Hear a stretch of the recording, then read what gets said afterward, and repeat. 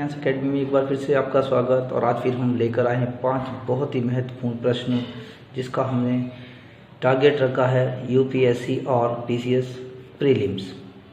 और तो शुरू करते हैं स्टूडेंट्स। आज का पहला जो प्रश्न है हमारा बहुत ही महत्वपूर्ण प्रश्न है कि क्रिसिल रेटिंग एजेंसी ने चालू वित्त वर्ष 2020-21 के दौरान कोविड-19 के चलते भारत की अर्थव्यवस्था में कितने प्रतिशत की गिरावट का अनुमान लगाया है।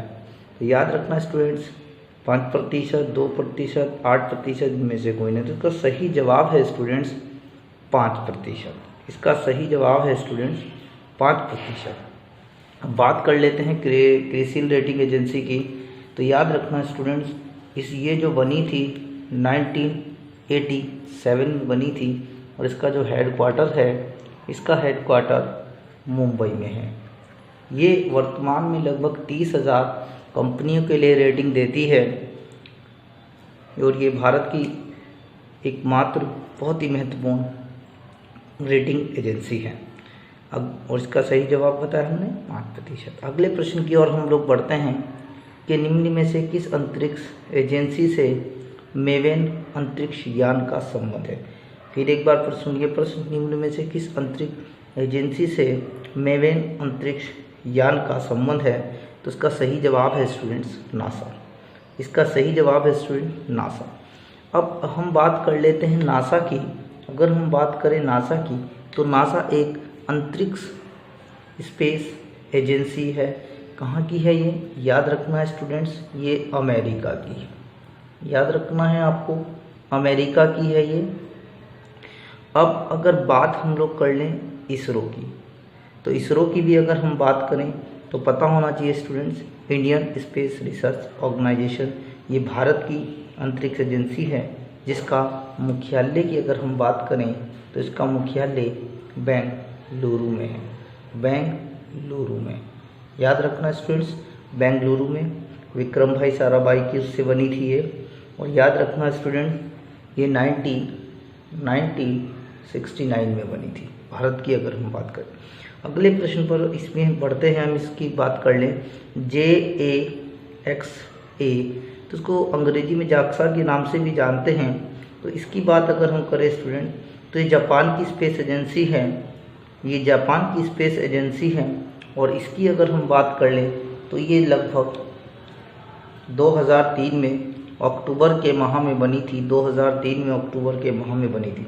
अब अगर हम बात कर लें ESA की, तो इसका मतलब है इसने यूरोपियन स्पेस एजेंसी, और ये 1975 में बनी थी। इसकी अगर हम बात कर लें स्टूडेंट, तो ये 1975 में बनी थी। इसकी बात कर लें तो आगे बढ़ते हैं स्टूडेंट्स हम अपने अगले प्रश्न की ओर। कौंडिन्य वन्य जीव अभयारण्य कहाँ है? कौंडिन्य वन्य जीव अभयारण्य कहाँ है, यानी कौंडिन्य वाइल्ड लाइफ सेंचुरी कहाँ है? तो इसका सही जवाब है स्टूडेंट्स आंध्र प्रदेश। इसका सही जवाब है स्टूडेंट्स आंध्र प्रदेश। लेकिन जान लेते हैं ये किस लिए।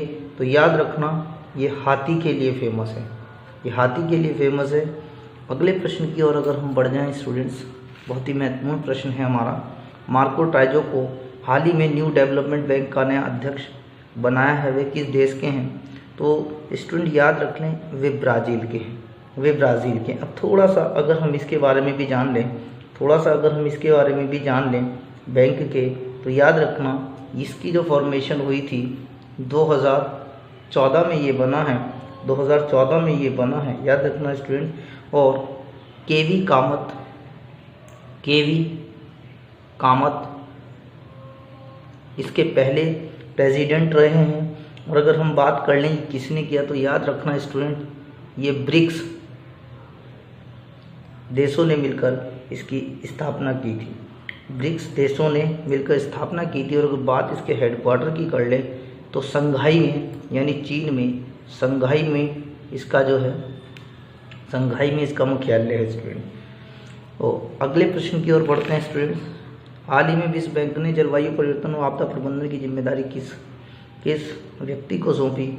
अजय मल्होत्रा, आभास के झा, दोनों इनमें से कौन? तो इसका सही जवाब है स्टूडेंट आभास के झा को इसकी जिम्मेदारी सौंपी है। तो चलते हैं अपने वही एक प्रैक्टिस क्वेश्चन की तरफ। कि सैंडी स्टॉर्म किस खिलाड़ी की आत्मकथा है, तो इसमें आप हमें जवाब देंगे स्टूडेंट्स इस सवाल का कमेंट बॉक्स में लिखकर। और आते हैं अपने पिछले अभ्यास प्रश्न की ओर।